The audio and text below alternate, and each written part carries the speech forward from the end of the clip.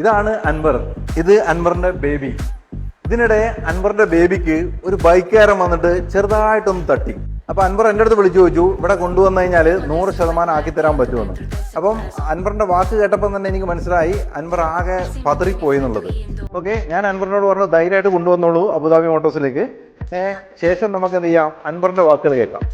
എൻ്റെ വണ്ടിക്ക് സംഭവിച്ചത് ഇവിടെ ഒരു ടെൻറ്റ് ഉണ്ടായിരുന്നു, ഡോർ തുറന്നപ്പോൾ സംഭവിച്ചായിരുന്നു. കൂടാതെ ഈ ഭാഗത്തൊരു ടെൻറ്റ് വന്നിട്ടുണ്ടായിരുന്നു.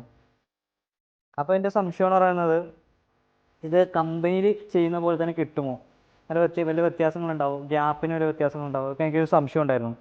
പക്ഷെ ഞാനിവിടെ വന്ന് കണ്ടപ്പോൾ ശരിക്കും അതേപോലെ തന്നെ കമ്പനി ചെയ്തേക്കണം എന്താണോ അതേപോലെ തന്നെ ഇവിടെ ചെയ്ത് കിട്ടിയേക്കുന്നത്.